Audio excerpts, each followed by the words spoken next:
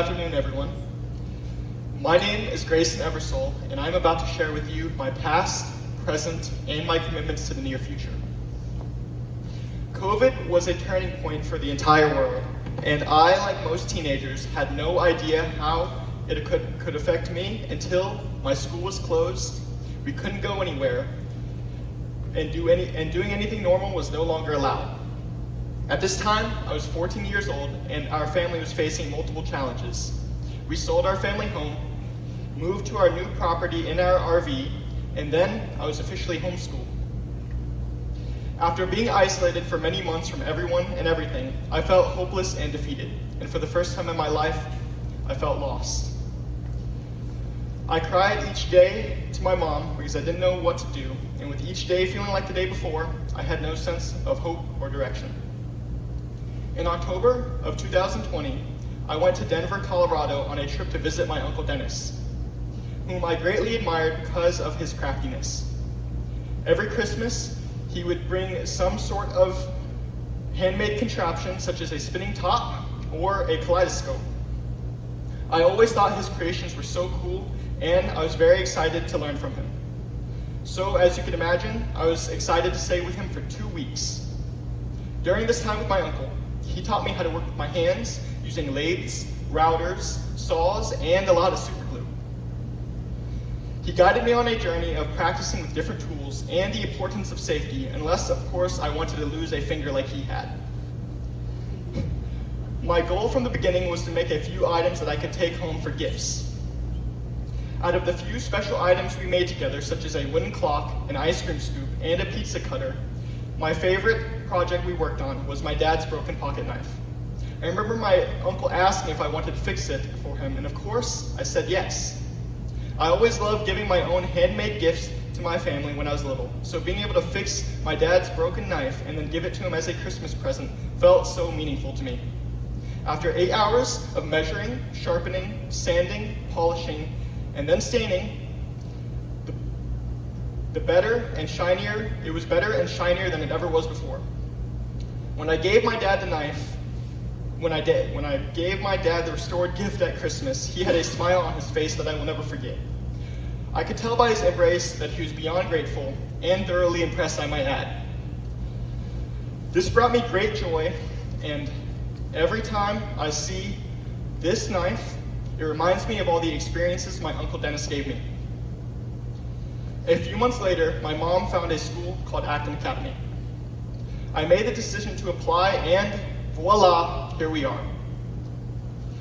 The time leading up to this moment has been some of the most challenging and rewarding years of my life. After some time at Acton, I was reminded of a favorite class I attended prior to the world shutting down. While there, I started learning about 3D printing, sewing, and woodworking. Even from a younger age, it was in my DNA to use my creativity to work on different projects. This class taught me about creating puzzles, building picture frames, and we had just scratched the surface of 3D printing. Well, I lost my spot. I took my own initiative and decided to learn as much as I could about the subject. Not that you want to hear about all the details, but I saved my money, went halves with my parents on my first printer, and then I started a little business. To be able to take an idea from my brain to a computer and then in real life is a feeling like no other. It was at that moment I knew exactly what Acton needed: 3D printers. So, a few months into my first year at Acton, I made it a personal goal to figure out a way to get 3D printers for our school. Our entire campus participated in a fundraiser and raised the money to buy 2 3D printers and rolls of filament. I was able to secure a couple of high-end computers donated to the school for the 3D printers. Thank you, CAM Integrated Solutions.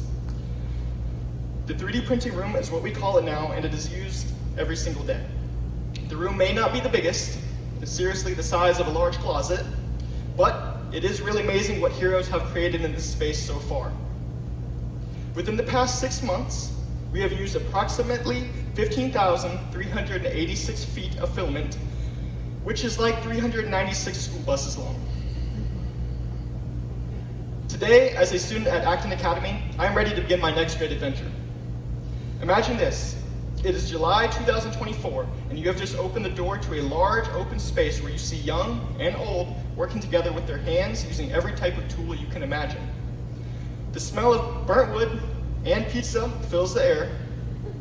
You see children with safety goggles who are focused on working, laughing, making mistakes, and becoming entrepreneurs, all in a safe environment. Lots of volunteers and professionals have worked very hard to make this space possible for the experienced and the novice. You may ask where this creation space will be located. The first location will sit at Acton Leadership Academy, the Woodlands. And the dream is to one day have the creation space at every Acton around the world. The creation station will be ground zero for igniting creativity, embracing mistakes as learning opportunities, building a collaborative community, and empowering young creators to become entrepreneurial forces around the world. On this journey, I am in need of $100,000. Allow me to outline the specific allocations for a clearer understanding. I will need roughly $35,000 for a metal building. This portion covers the cost of acquiring a sturdy metal building that is approximately 2,000 square feet. I will need $10,000 for a contractor to ensure the proper installation and assembly of the metal building. I have allocated funds for hiring a skilled contractor who specializes in working with such structures. I will need $15,000 for interior construction and finish work. This amount is dedicated to the interior construction and finishing touches required to transform the metal building into a functional and appealing workspace. I will need $36,000 for machines and equipment. The bulk of this investment is designed for acquiring various machines and equipment, and it is divided into two phases. Phase 1, light machines, such as 3D printers, sewing machines, computers, vinyl cutters, pottery wheels, and soldering equipment, and a heat press.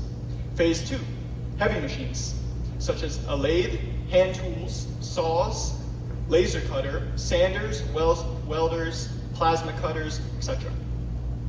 The leftover $4,000 will help me with any unforeseen costs that will arise. My commitments to make this happen will be as follows.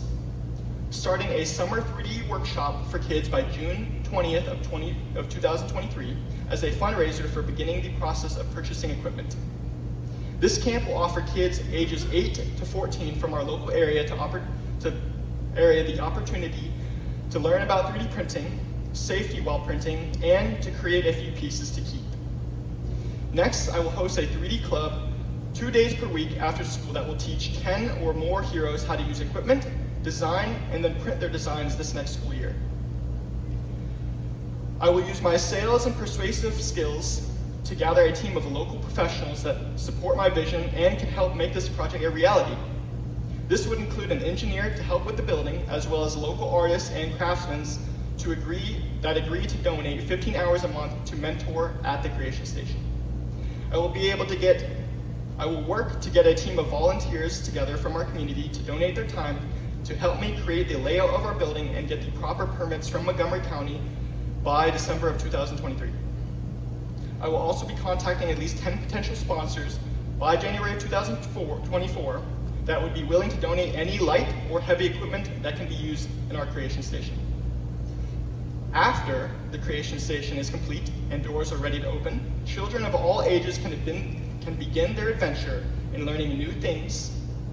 The very achievable goal is to get hundreds of creative minds using this station each year, which will spark the potential for new business at local artisan fairs like the Children's Business Fair. Having the station will inspire many for years to come by providing a space for innovation and collaboration. Additionally, it will serve as a hub for events and workshops, further building a culture of creativity and entrepreneurship in the area. Alex Spanos once said, "The best way to learn is by doing. The only way to build a strong work ethic is by getting your hands dirty." With this concept as our guide, the Creation Station can encourage all of us to be a bit more of an Uncle Dennis and create a space to fuel the dreams of children all over the world. Mr. Sandifer, this message is for you. Let's make this happen. And I would like to thank all of my friends, family, mentors, and guides for always pushing me to be the best I can be. Thank you.